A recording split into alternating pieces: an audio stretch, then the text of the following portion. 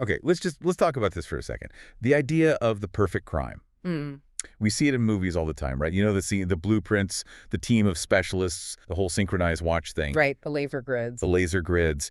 It's this really attractive idea that if you just plan everything out, every single variable, you can beat the system. Well, it suggests that intellect can conquer chaos. And that's a very comforting thought. But does it actually exist? I mean, really, in the real world? That's the million-dollar question. And if you look at the FBI's case files, you really dig into the history, the answer is pretty much no. So it's a myth. It's mostly a myth. And the reason isn't usually a flaw in the plan itself. Some of these plans are genius level. The problem is something else entirely. It's entropy. Entropy. Okay, that's a physics term. The tendency for things to, what, fall into Oh, disorder? exactly. Chaos. It's the one tiny thing you can't control. The traffic light that stays red for 2 seconds too long, the car battery that dies in the cold. The human element. The ego that makes someone brag. That's a huge one. It's the butterfly effect. You can control the room you're in, but you can't control the world outside. And that is exactly what we're going to deconstruct today. We're looking at 4 huge FBI takedowns where the criminals were, truly operating at an elite level. Oh, absolutely. We're talking military precision, engineering that baffled the top experts, crime families that seemed totally untouchable. But in every single one of these stories, there was a tipping point, a moment where the whole dynamic just flips. Mm-hmm. Where they go from being the hunter to being the hunted. And that's what we want to find. We want to isolate that exact moment where the perfect plan collides with messy, unpredictable reality. And we have a serious roadmap for this deep dive. We're going on a tour through really 4 completely different eras and styles of American crime. Yeah. We're starting in Boston, late 80s, an armored car crew that literally used a stopwatch. Then we're jumping to the high desert of Nevada, 1980, to look at a bomb so complex, so elegant in its design, Wow. that they still study it at Quantico. An unsolvable puzzle. From there, we go to late 90s Camden, New Jersey for something much, much grittier. Yeah, less Ocean's 11, more heat. The so-called ninja bandits. And we're going to wrap it all up in Philadelphia with a full-blown civil war inside the mafia, fought with wiretaps and highway shootouts. It's quite a ride. And just a quick note before we jump in, you should know we are going to be talking about some pretty intense stuff today. Right. There will be detailed discussions of violence, criminal acts, firearms, so, just keep that in mind as you listen. Okay, let's do it. Case number 1. We're in Boston. It's the late 80s. And if you know Boston crime, you know you have to start in Charlestown. The town. It's legendary in law enforcement circles. That 1 square mile neighborhood produced more professional bank and armored car robbers than almost anywhere else in the country. It's wild to think of it that way, but it was a trade. It was a skill passed down from father to son, uncle to nephew, like being a plumber or an electrician. It was a vocation. And in the late 80s, the FBI was tracking a crew that had basically perfected this trade. The media called them the hole-in-the-wall gang, but what really set them apart was their discipline. Discipline is absolutely the key word. Yeah. Most crime is impulsive. Right. Messy. This was calculated. A science. Let's set the scene. It's December 22nd, 1987, Weymouth, Massachusetts. 2 days before Christmas Eve. It's cold, it's early. It's 8:30 in the morning. People are on their way to work. And this crew, they're not hitting the bank itself. They're hitting the armored car right in the parking lot. And the violence is just immediate. Yeah. They don't walk up and slide a note to the teller. Their command is secure and load. They swarm the guards. We're talking masks, AK-47s, or similar assault weapons. They dominate the space instantly. Yeah, total control. Give me the keys or you're dead. But here's where it gets truly strange from a psychological perspective. In a normal robbery, adrenaline takes over. People get greedy. You see an extra bag of money, you grab it. Not these guys. Witnesses, the guards themselves, they all described one of the robbers standing there, holding a stopwatch. A stopwatch, just picture that. Amidst all the chaos and screaming. He was literally timing the entire operation. They'd calculated police response times down to the second. They knew exactly how long they had from the moment the silent alarm went off. And they treated that watch like it was gospel. At the Weymouth job, when the timer hit 0, they were gone. And this is the part that blows my mind. They left over $1 million sitting on the pavement. Just think about that for a second. You're a thief. That's why you're there. There's a bag of cash right at your feet. A fortune. But the clock says go, so you just leave it. That's a level of discipline that is, frankly, terrifying to law enforcement. It means you're not dealing with junkies. You're dealing with professionals who understand that risk increases exponentially with every second you linger. They valued the plan and their freedom more than the money. Exactly. And the getaway was just as precise. They drive a few blocks away, behind a shopping plaza, to a pre-staged switch car. And they torch the first vehicle. And I mean, they torch it. Special Agent Jim Crawford, one of the lead investigators, said when they got there, it's just a raging inferno. And that fire is a forensic nightmare. It destroys everything. Hair, fibers, fingerprints, DNA. And critically, a fire that hot can completely melt or warp the VIN plate on the dashboard. Vehicle identification number. Right. So the FBI shows up and they have, what? Nothing. The witnesses saw masks, not faces. The robbers wore gloves. The vehicle is unidentifiable. They just got away clean with over $1 million. Agent Crawford said the only real clue they had was the absence of mistakes. He'd been an agent for 30 years and had never seen a crew this clean, this disciplined. It was like a ghost crew. But, like we said at the top, entropy. Chaos always finds a way in. You can't stay perfect forever. So we fast forward about 18 months, May 31st, 1989. Fitchburg, Massachusetts, which is a good hour or so west of Boston. And the crew hits again. Same MO. The masks, the speed, the precision. But this time, something's different. The violence escalates. Yeah. This time, they don't just threaten the guards. They shoot one in the back. He survived, thankfully, but it showed they were getting more ruthless, or maybe more nervous. They get the money, about $800,000 this time, and they start the escape plan. But this escape route was something else. This part is like something out of a spy movie. They drive the getaway car deep into the woods. Now, normally, the police would set up a perimeter, right? Block all the roads out. Standard procedure. Contain the area. But this crew, they knew the terrain inside and out. They knew there was a river back in those woods that would cut off a normal escape. So what do they do? Days, maybe weeks before the robbery, they built a bridge. They built a bridge. A small, makeshift wooden bridge, hidden in the brush, just big enough to walk across. So they drive the car to the riverbank, they set it on fire, and then they just calmly walk across this bridge to a second switch car waiting on the other side. That's brilliant. It is. Because now they aren't soaking wet from wading through a river, which would immediately attract attention. They're clean, they're dry, and they're gone. But here it is, the tipping point, the one mistake. They torched the car, just like they always did.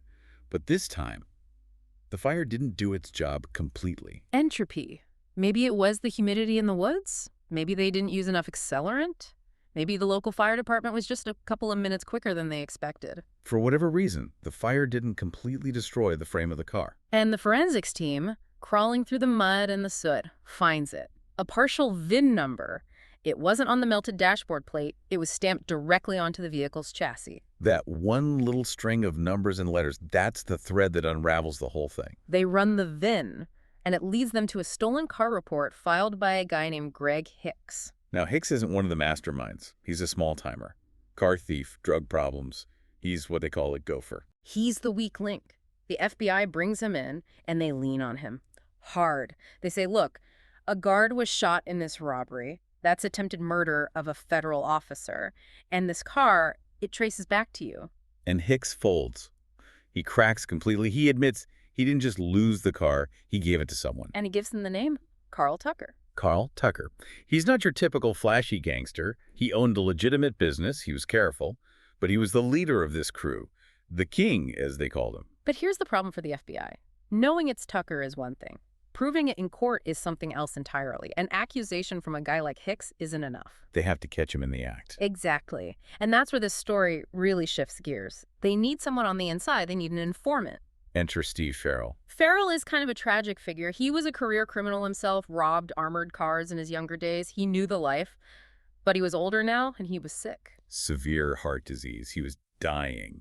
And he was looking for redemption, maybe, or at least a way to provide for his family after he was gone. He agrees to cooperate. He agrees to wear a wire. The courage that must take is just unbelievable. To walk into a room with men like Carl Tucker, men who shoot people in the back, with a recording device strapped to your chest. One wrong move, one pat down, and you're dead. No. But the FBI gives him the ultimate key to unlock Tucker's trust. They give him route sheets. Explain what those are. These are the crown jewels for an armored car robber. They are the internal, highly classified schedules of the armored car companies. They list the routes, the pickup times, the drop-off times, the amount of cash on board. It's like having the answer key to the test before you even walk in the room. It removes all the guesswork. So Farrell goes to Tucker and says, "Hey, I've got a source on the inside." And Tucker, seeing the accuracy of these sheets, he bites. He trusts Farrell. And so begins the waiting game. And this was a long, grueling wait. Not weeks, months, every Tuesday morning. Why Tuesday? Because the route sheets showed that was the day the trucks were carrying the most cash from the weekend. So imagine being on that FBI surveillance team. Yeah. Every single Tuesday, you're up at 4 in the morning, you're in a cramped van, drinking bad coffee, following Tucker's crew as they follow the armored car. It's this high-stakes, invisible ballet. And they had so many close calls. There was one time in Methuen in June of 1990. The crew looked like they were about to make their move. They pulled up aggressively on the truck. The FBI SWAT team was literally about to jump out of their van. And then what? They just peeled off, drove away. A dry run. A dry run. Tucker was testing his team, testing the route. He even turned to Farrell in the car and asked, "Are you sure you didn't talk to anyone?" Wow. Imagine being Farrell in that moment. Your heart is probably about to explode. Literally. But he held his nerve. He convinced Tucker it was just paranoia. Okay, so that brings us to the end game. January 9th, 1991, Abington, Massachusetts. The FBI tells Farrell to feed Tucker the ultimate bait. They say, "Tell him this is the big one. A local bank is closing down, and the armored car is coming to pick up everything. It'll be carrying millions." The perfect score. The crew goes for it. The FBI is watching them at dawn as they load up their van. Mm-hmm. They can tell from the way they're carrying the bags, this isn't a dry run. They're loading heavy weapons. The trap is set. The bank in Abington is surrounded. SWAT teams are hidden in unmarked vans. Snipers are on the rooftops. All they have to do is wait for the armored car to arrive for the robbery to begin. But then, the most perfectly random, unpredictable thing happens. The armored car is late. You're kidding me. After all that planning. I'm not. The armored car is late because a local cop pulled it over for speeding. No way. Yes. Some patrolman who has no idea he's driving into the middle of a massive federal sting operation just sees a truck going too fast and hits the lights. The driver of that truck must have been having a heart attack. He's trying to explain, "You don't understand. The FBI is waiting for us. We're about to be robbed." And the cop is just like, yeah, sure you are, pal. License and registration." Unbelievable. So he's writing them a ticket. Meanwhile, back at the bank, Tucker and his crew are getting spooked. The clock is ticking. The truck isn't there. That instinct kicks in again. Something's wrong. They decide to abort. But the FBI can't let them go this time. No, this is it. They give the signal. The SWAT vans converge. "FBI, get down. Get down on the ground." They take down Tucker and his main guys, McNally and Fitzpatrick, right there. They even nab the lookout, a guy named Fred Rogan, who was trying to blend in by pretending to walk his dog. And the van. What was in the van? It was a mobile arsenal. Gas masks, police scanners, body armor, automatic weapons. They were ready to go to war. And that was it.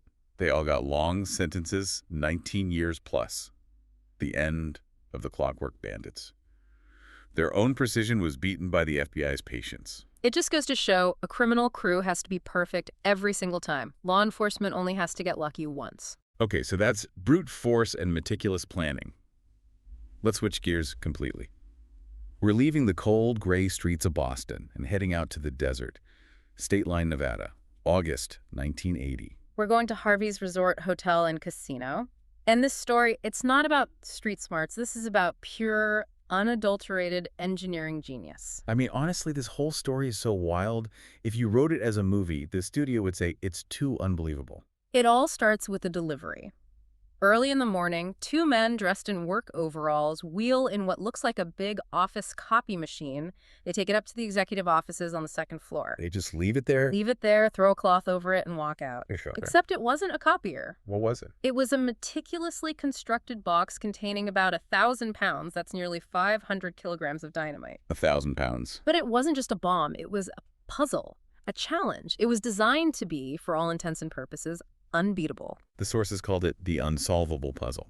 Let's just paint the picture for a second. It's this big gray steel box, and on the outside there are 28 toggle switches. And there's a 3-page typed letter left with it, and that letter lays out the rules of the game. And the rules are insane. They are.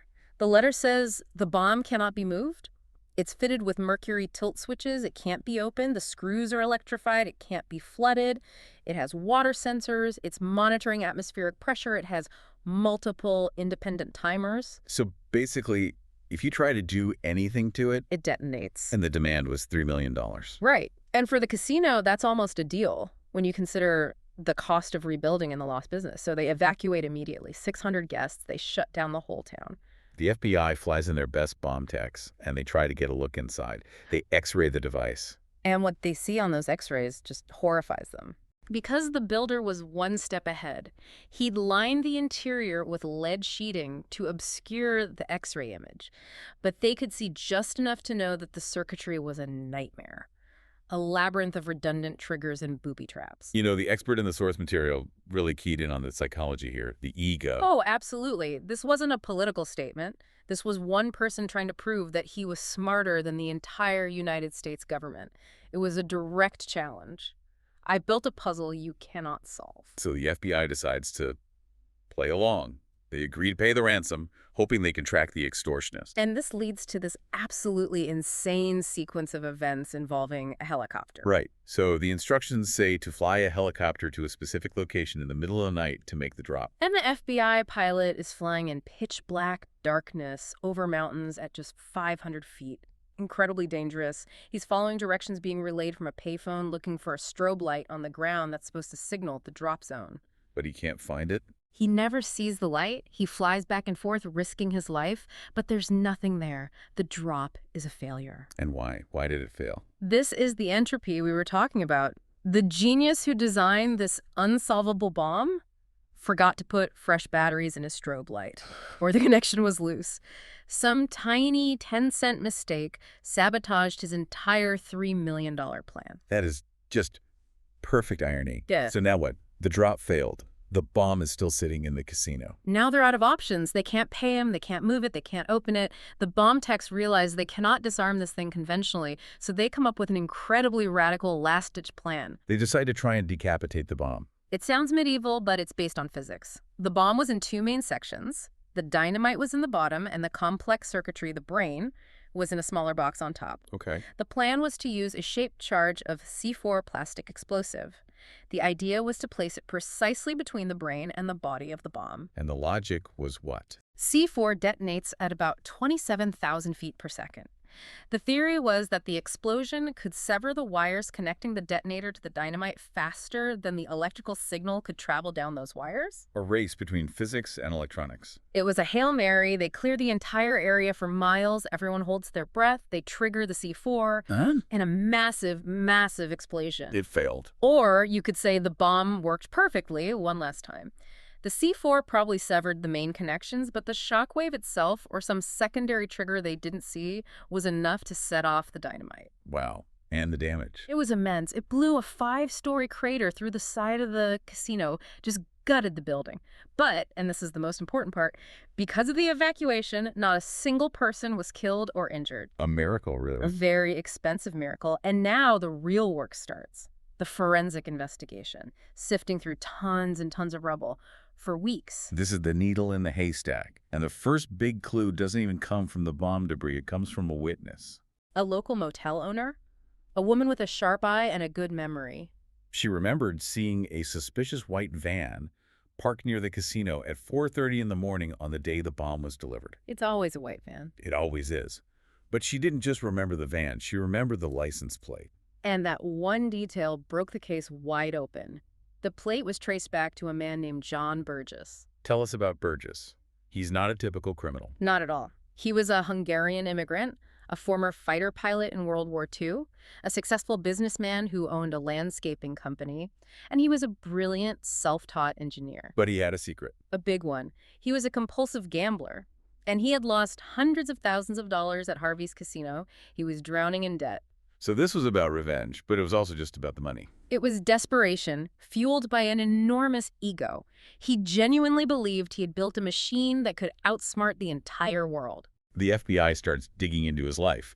They search his property, including a turkey farm he owned, and there they find metal shavings and tool marks that are a perfect match for the components of the bomb. And then the truly tragic part of the story comes out. His own sons, He had coerced them, forced them to help him build the bomb and deliver it, and eventually they testified against him. What a story. A genius engineer who built the perfect bomb, but a terrible criminal who was defeated by a faulty light bulb. Hubris and a loose wire. That's all it took to bring him down. All right.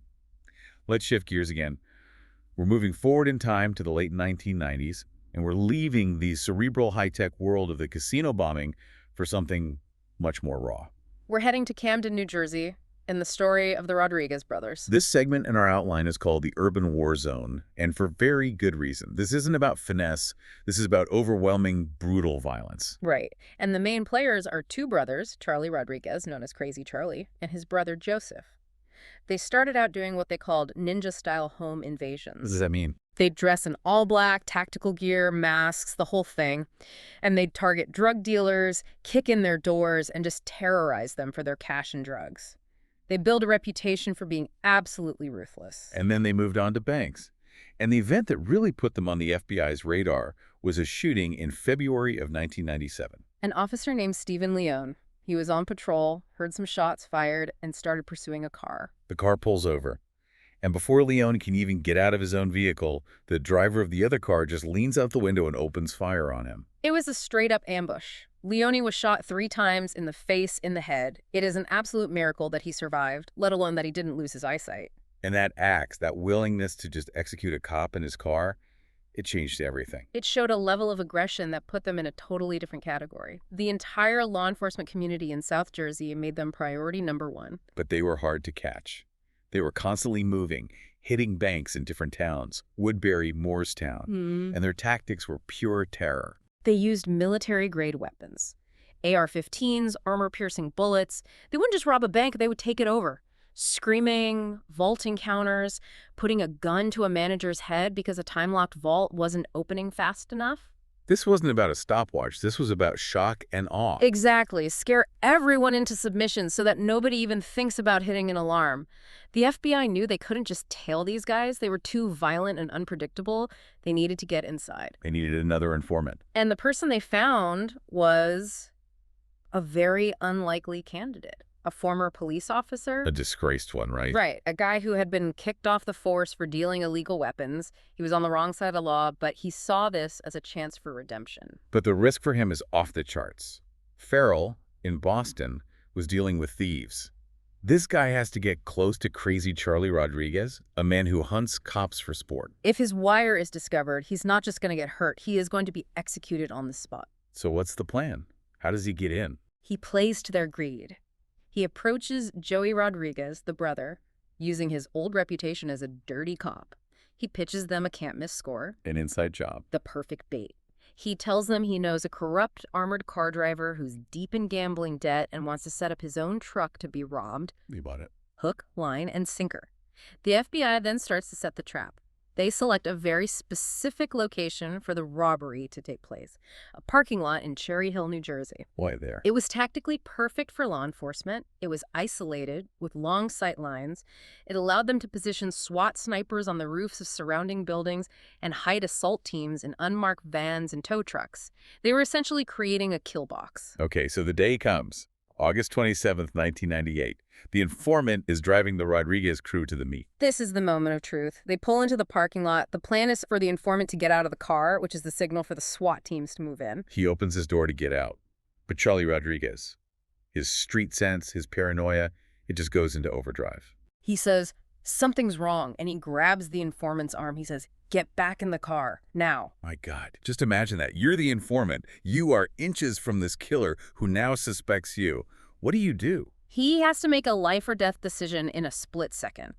And he doesn't get back in the car. He rips his arm free and just bolts, runs for his life. And that's the signal. That's the signal. The second he's clear, a huge SWAT tow truck comes roaring out of nowhere and just T-bones the Rodriguez brothers' car, pinning them in place.